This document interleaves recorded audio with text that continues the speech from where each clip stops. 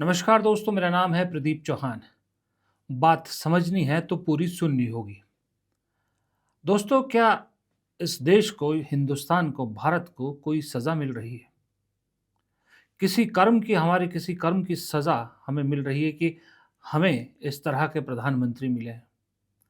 वरना आप सोचिए, 10 साल के अंदर यानी 2016 से 2026 के अंदर 3 बार लोगों को लाइनों में लगा दिया है इस देश में, फिर भी वो प्रधानमंत्री की कुर्सी पर कायम है, फिर भी हम लोग उन्हें चुन लेते हैं बार-बार। कोई तो है जो हमें सज़ा के तौर पर ये सरकार के हवाले किया हुआ है। और ऐसा नहीं है भारत, मुझे लगता है 3 देश ऐसे हैं जहाँ आने वाली जो पीढ़ियाँ हैं, वो इस तरह से याद करेंगी कि जो मौजूदा दौर है, इसे सज़ा के तौर पर याद करेंगी कि उस वक़्त के लोगों को सज़ा मिली थी। पहला देश है अमेरिका, जिसने डोनाल्ड ट्रंप जैसा सनकी आदमी राष्ट्रपति चुना। उस देश को भी सज़ा ही मिल रही है, इस वक़्त सज़ा भुगत रहा है। दूसरा है इज़राइल, जहाँ नेतन्याहू दूसरे सन की, और तीसरा हमारा देश, जहाँ पर उन्हीं दोनों के दोस्त हैं। सोचिए आप, पहले नोटबंदी की लाइन, फिर ऑक्सीजन की लाइन, अब सिलेंडर की लाइन पूरे देश में दिख रही। और ये तस्वीरें पूरे देश से आ रही हैं कि किस तरह से लोग सिलेंडर के लिए लाइनें लगा के, कहीं लोग लड़ रहे हैं, कहीं कुछ हो रहा है। और तुरंत आपको 5 साल पहले का वो वक़्त याद आता है जब ऑक्सीजन के लिए लोग इसी तरह से लाइनें लगाए हुए थे। उसके बाद जो जिनकी जान चली गई थी उस आपदा में, उन्हें वो शव जलाने के लिए भी किस तरह से लाइन लगानी पड़ी थी। मेरे को शब्द नहीं सूझ रहे कि क्या बोलूँ मैं। और नोटबंदी के टाइम आपको अपने ही पैसे हासिल करने के लिए कैसे लाइनों में लगा दिया गया था। फिर भी देश के प्रधानमंत्री, देश की सरकार को कोई चिंता नहीं है। दुनिया में चिंता सताई जा रही कि ये जो अमेरिका और इज़राइल ने अपने सनकीपन में ईरान पर हमला किया है, उसकी वजह से पूरी दुनिया में एनर्जी, पेट्रोलियम, गैस, इन सब की किल्लत हो रही है। सब देश उसकी तैयारी कर रहे हैं। सब देश, बहुत से देश तो इनफैक्ट यूएस के खिलाफ खड़े हो गए हैं। अपनी जनता को सच्चाई बता रहे हैं। लेकिन इस देश की किस्मत देखिए, इस देश की बदकिस्मती देखिए कि आप तो सिलेंडर के लिए लाइन में खड़े हैं, लेकिन देश के प्रधानमंत्री को आज भी वही काम करने का मन है, वही काम कर रहे हैं जो काम किसी प्रधानमंत्री का होता ही नहीं। किसी प्रधानमंत्री का वो काम नहीं होता, और वो है रेल को झंडी दिखाना। देश में गैस की कितनी किल्लत हो रही है, क्या स्थिति है, अमेरिका क्यों बार-बार हमारा मज़ाक उड़ा रहा है, इन सब मुद्दों पे बात करने की बजाय प्रधानमंत्री को विधानसभा चुनाव ज़्यादा इम्पोर्टेंट है। 5 साल में कुछ नहीं बदला भाई लोगों। 21 में जब देश ऑक्सीजन के लिए तड़प रहा था, तो प्रधानमंत्री को पश्चिम बंगाल के चुनाव याद आ रहे थे, दीदी ओ दीदी याद आ रहा था। आज देश गैस के लिए लाइनों में लगा है, लेकिन प्रधानमंत्री को केरल के चुनाव याद आ रहे हैं। वहां पर ट्रेन को हरी झंडी दिखा रहे हैं। क्या ट्रेन को हरी झंडी दिखाने के लिए इस देश ने प्रधानमंत्री चुना था? हजारों किलोमीटर जाते हैं झंडी दिखाने के लिए, सरकारी खर्च पर। और मजाल है कि उस पे कोई सवाल उठाए, उल्टा संसद के अंदर बीजेपी राहुल गांधी के विदेशी दौरों पर सवाल उठाती है कि उसका खर्च कौन उठाता है। प्रधानमंत्री के इन पीआर स्टंट पर कोई सवाल नहीं उठता।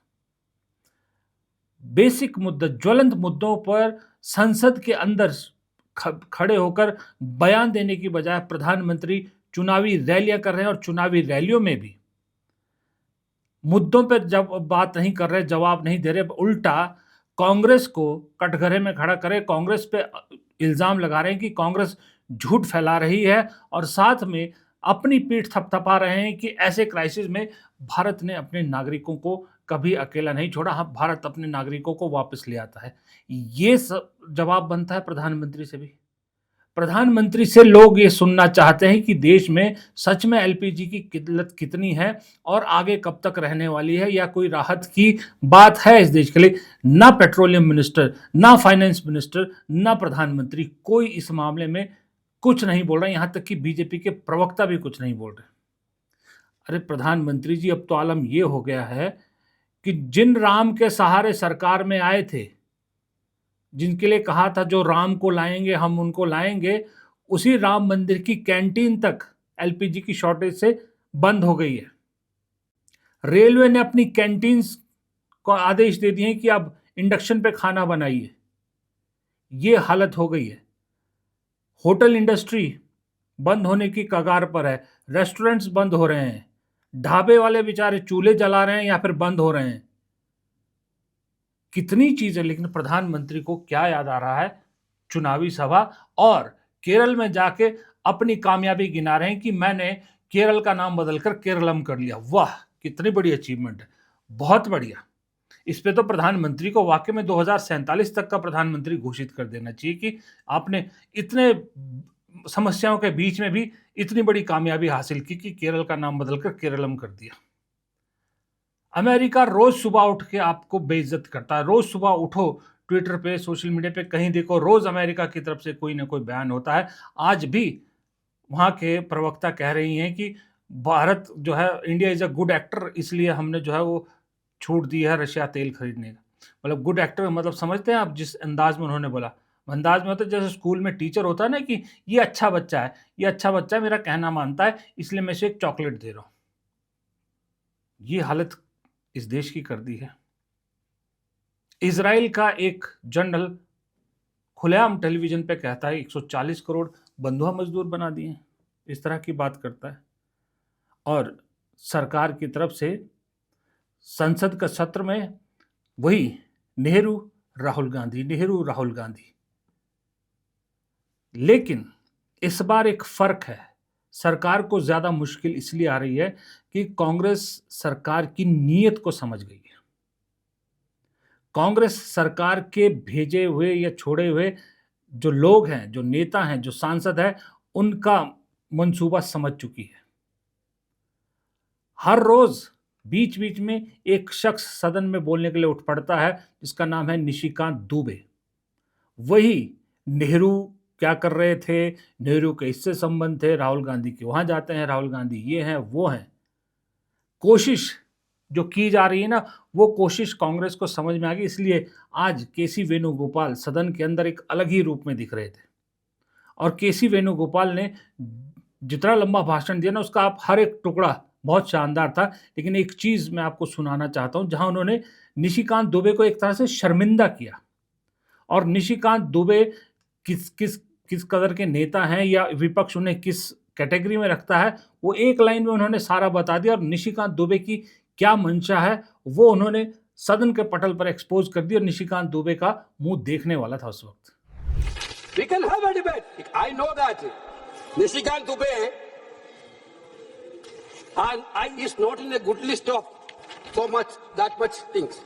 Though he want to invite our attention and he want to ask something against your Prime Minister. That was a clear intention yesterday. We know that. Venugopalji. That was a clear intention. Venugopalji. We know that. Honorable Member It was a clear Venugopalji. intention, sir. You are Let me moving speak, sir. against You the didn't interrupt me. I speaker. didn't interrupt Removal of you. speaker. Sir, that was a आपने clear प्रस्ताव intention. लाया है अध्यक्ष को हटाने का। सरकार के खिलाफ प्रस्ताव नहीं लाया आपने, Sir, स्पीकर के खिलाफ प्रस्ताव लाया है हटाने के लिए। sir, LOP इसमें के बोलिए। साथ how many people? Yesterday you Come see to the the record. point, please. You Yesterday, You continue. Come to I the went point, to the please. record. Just I'm How many requesting. times he attacked LOP? Come to the Very, point. very bad language, filthy language. Why using filthy language? Why bird land? Then you have no problem, sir. Should be common. You go it. You come to the point, please. Just I'm requesting. No, sir, I'm not leading. Sir, I'm not leading.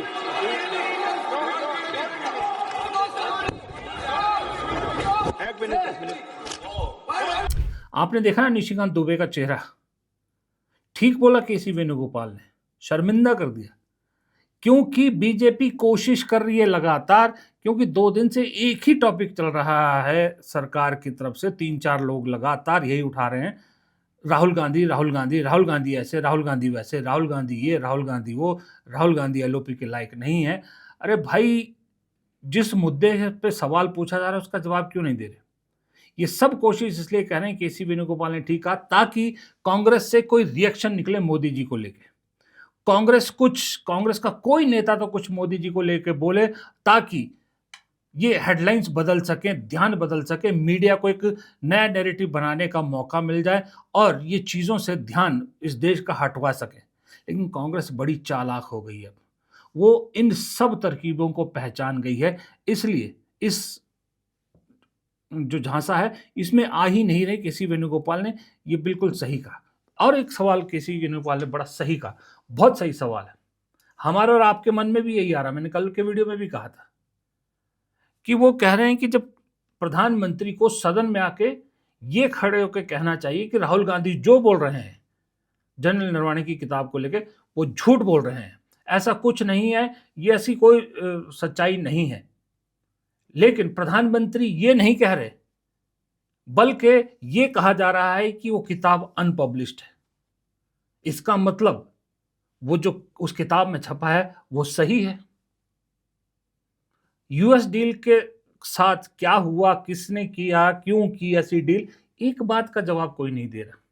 और मुझे हैरानी तब हुई कि आज रविशंकर प्रसाद जैसे senior नेता को भी इसमें घसीट देगा। और रविशंकर प्रसाद जैसे लोग राहुल गांधी को लेकर जिस तरह की अभद्र टिप्पणियां कर रहे थे, वो हैरान कर देने वाला था। लेकिन राहुल गांधी भी अब कहना है लोखंड के हो गए हैं, उनको कोई फर्क नहीं पड़ता। जब राहुल गांधी जवाब देते हैं ना, तो उस जवाब में सबको एक साथ धो देते हैं। Multiple times, the discussion here is about the democratic process and the role of the speaker.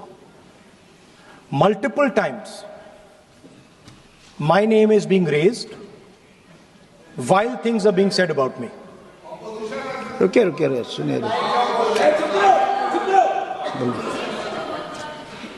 This house is the expression of the people of India. This house does not represent one party. This house represents the whole country. Every time we get up to speak, we are stopped from speaking. Multiple times. In the last time I spoke, I raised fundamental questions about the compromises that has been made by our Prime Minister. I will start to speak. ये style, ये नया character है कांग्रेस का, नई कांग्रेस का character है। 3 दिन हो गए, हम भी खुद सोच रहे हैं वाकई में कि कांग्रेस के कोई नेता ने अभी तक कोई ऐसा बयान दिया नहीं है। पता नहीं होता कभी दे, लेकिन अब की बार कोई बयान नहीं आना कांग्रेस का। घिरे हुए हैं, उसी मुद्दे पे घेरे जा रहे हैं। कल एक मैंने आपको दिखाया था ना, गिरिराज सिंह केंद्रीय मंत्री राहुल गांधी के पजामे की चिंता कर रहे थे। जब अपने इलाके में गए तो देखिए क्या हुआ। बीजेपी कार्यकर्ताओं ने ही काले झंडे लेकर भगा दिया यूजीसी नियमों के खिलाफ। अपने कार्यकर्ताओं को तो संभाल नहीं पा रहे, राहुल गांधी के पजामे की चिंता करते हैं। अरे अब तो केजरीवाल तक समझ गए, केजरीवाल तक एलपीजी को लेकर सवाल उठाने लगे हैं सरकार पर। लेकिन देश के सरकार को नहीं इस पे कुछ बोल। ये जिद एक तरह से मुझे कभी कभी ऐसा लगता है कि हमें और आपको धत्ता बताया जा रहा है। हमें और आपको खुलेआम ये कहा जा रहा है, तुमसे जो बन पड़ता उखाड़ लो, हम तो नहीं बोलेंगे, हम तो नहीं बताएंगे। चैलेंज किया जा रहा है इस देश की जनता को, कभी कभी मुझे ऐसा लगता है। वरना आप सोचिए, किसी भी एक मुद्दे पे कोई जवाब क्यों नहीं दिया जा रहा सरकार की तरफ से। पेट्रोलियम मंत्री कहाँ है कोई पता नहीं, खबरें चलवाई जाती है, सूत्रों के जरिए करवाई जाती है। इतनी छोटी छोटी बात पे बीजेपी के प्रवक्ता प्रेस कॉन्फ्रेंस कर बैठते हैं। एलपीजी को लेकर कोई प्रेस कॉन्फ्रेंस नहीं, अमेरिका के दावों को लेकर कोई प्रेस कॉन्फ्रेंस नहीं, और जो ये ईरान पे हमला हुआ है अमेरिका और इजराइल का, इस पे चुप्पी है एकदम। क्यों चुप्पी है? क्योंकि कुछ है ही नहीं बोलने को। और जो लोग थोड़े इस स्कूल की ट्रेनिंग से नहीं निकले हैं, जिनकी अपनी कोई आइडियोलॉजी है, जिनका कोई अपना राजनीतिक अस्तित्व है, वो सब इससे दूर है, वो खामोश है। कहाँ दिख रहे हैं आजकल? सोचिए, जो सब ये बोलने वाले हैं, जो सब बात करने वाले हैं, कौन है? कोई ऐसा है जो ज़मीनी नेता जिसको आप कह सके? निशिकांत दुबे, डिग्रियों पे ही सवाल है, किस तरह चुनाव जीतते हैं पता है। फिर आप आइए संबित पात्रा, माशाअल्लाह, उनके बारे में तो क्या ही बोले। गिरिराज सिंह, गजब। अनुराग ठाकुर, अपने दम पे कोई चुनाव नहीं जीतते, अपने पिता के दम पे चुनाव जीतते हैं हर बार, गिन लीजिए।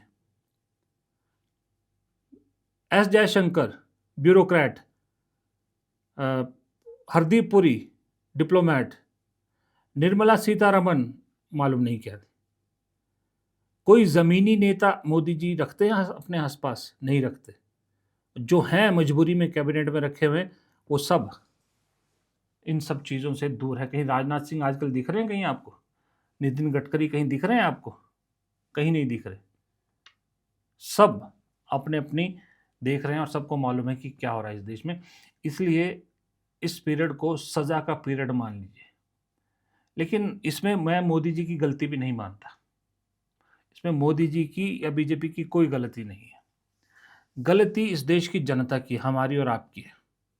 क्योंकि मोदी जी जानते हैं कि सारी दुनिया ने देखा कि कोविड के दौरान भारत में क्या हाल हुई थी, किस तरह से गंगा के किनारे लाशें निकली, किस तरह से एक ही जगह पर इतनी लाशें जलाई जा रही थी, किस तरह से ऑक्सीजन के लिए लोग तड़प रहे थे।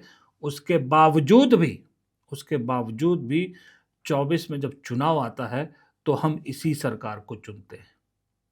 इसलिए मोदी जी जानते हैं कि अगर वो उनका कुछ नहीं बिगाड़ पाया, कोविड जैसी महामारी इनका कुछ नहीं बिगाड़ पाई, तो ये एलपीजी क्या बिगाड़ेगी। इसलिए कसूर उनका भी नहीं है, कसूर हमारा है, तो सज़ा भी हमें ही मिलेगी। नमस्कार।